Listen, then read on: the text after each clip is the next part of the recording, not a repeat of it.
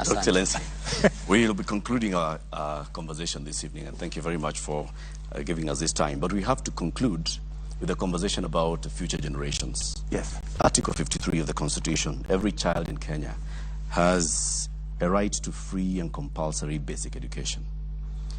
The junior secondary school pupils went to school on the 30th of January, and they closed at the end of April. And by the time they were closing, many of them had not received sufficient teachers. Many had not received books. So, by and large, learning did not take place for an entire term. They have opened for the second term. They still have a shortage of teachers. They still have a shortage of books. It has been said that the JSS and the transition of CBC to middle level is being bungled. I've not heard you, Mr. President, speak out against this. I've not heard you mention this.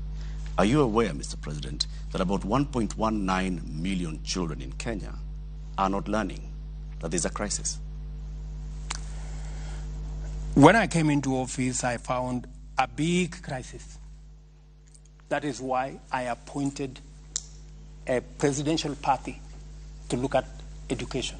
And by the way, I believe that education is the most important instrument of shaping our human capital and our future. Because the biggest asset we have as a country is the human capital. That is what makes Kenya what it is. And education is the one that sharpens our education, our human capital, beginning with primary school. When I came into office, what did I do? I quickly appointed a presidential party to work on it, and I made certain decisions. I reversed the decision that these kids go to a secondary school, because in a secondary school, there was going to be need to build an extra classroom.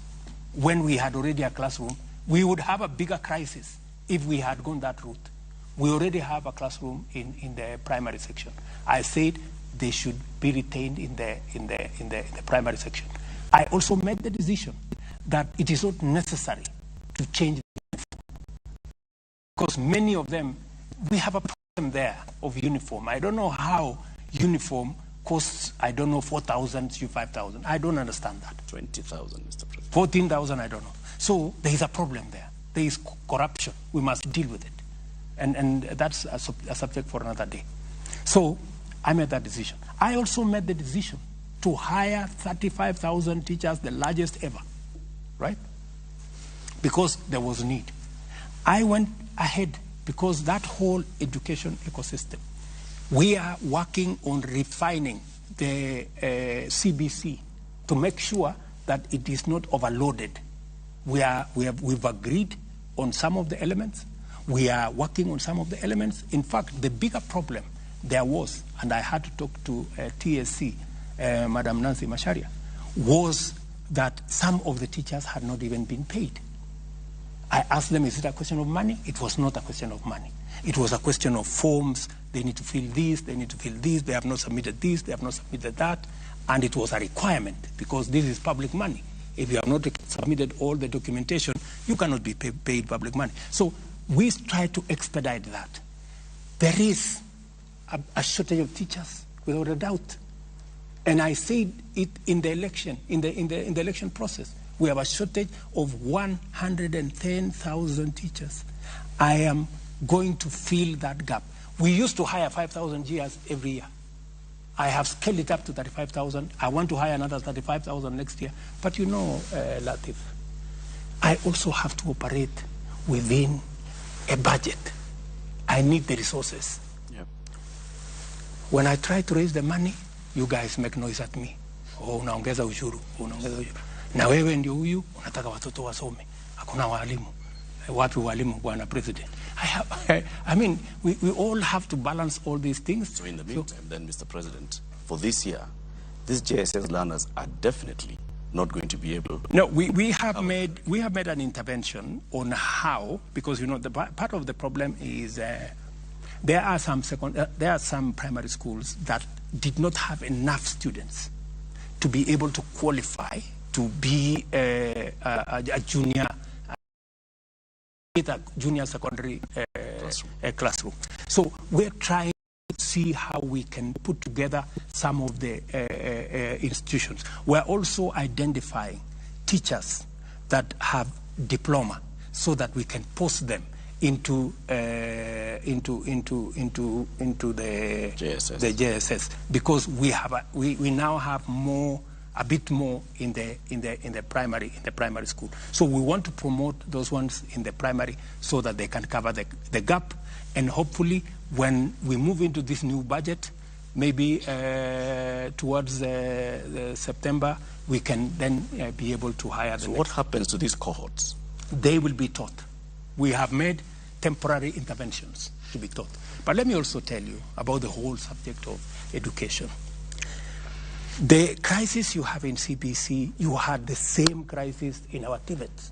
Our TVETs were almost closing because we didn't have enough lecturers. I have had to make an intervention in the supplementary budget to hire an extra 1,300 lecturers. They needed 3,000. I could only accommodate with the finances 1,300. I will do another 1,700. We have also changed the funding structure of our tertiary institutions, IUP. We've changed the financing structure because we have to be realistic. Our universities, for example, we were giving them 44 billion a year. Yeah? 44 billion was less than 50% the amount of money they need to be able to teach. So we are sending kids there. We've given them half the money. They don't know what to do. They cannot pay the lecturers. They cannot pay bills. They cannot pay NHIF. We have a whole crisis. And nobody was making any decision because nobody wanted to, because it was too big a problem.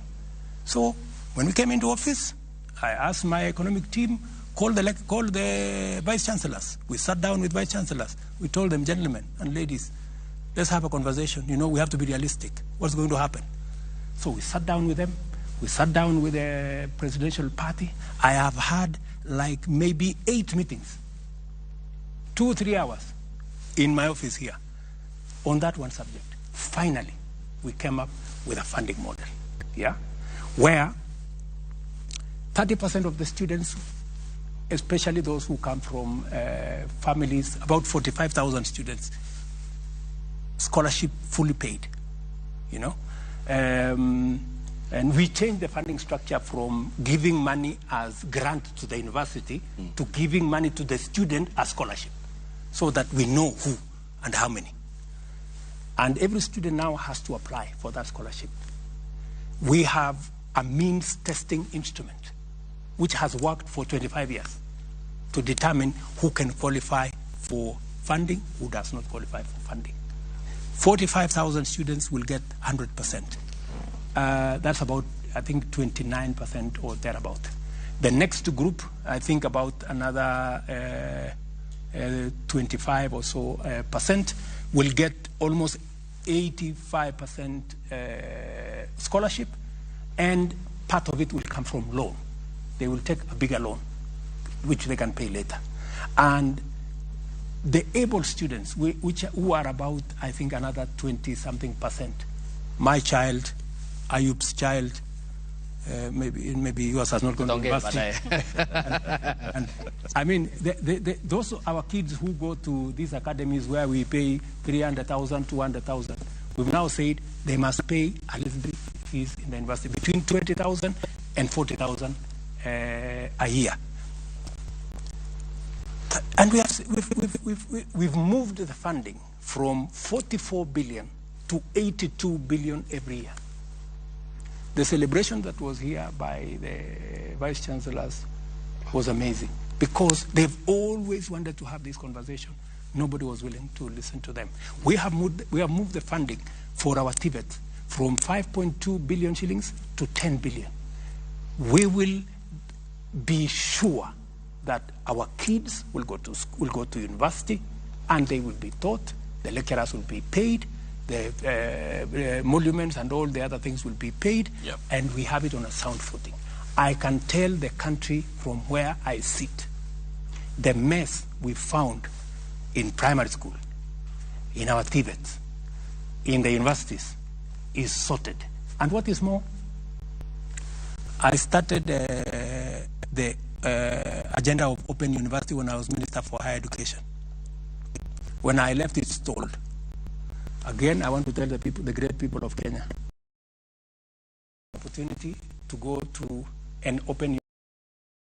You learn online. You don't have to go anywhere. Konza City, we're working on the programs now to launch that university, I think in September this year. So we'll admit students in the Kenya Open University, where we are going to increase the chances of people going to university because it's much more affordable. You know, you don't have to go to there physically. The largest university in India is an open university. The Open University of South Africa is a huge university. I think it has 1 million students. Yeah. So that's the direction we are going. That is the kind of reform, that's the kind of thinking you need in a country for us to move forward. Mheshimiwa Rais, unapoangalia sekta ya elimu na tushikanishe tu pamoja na masuala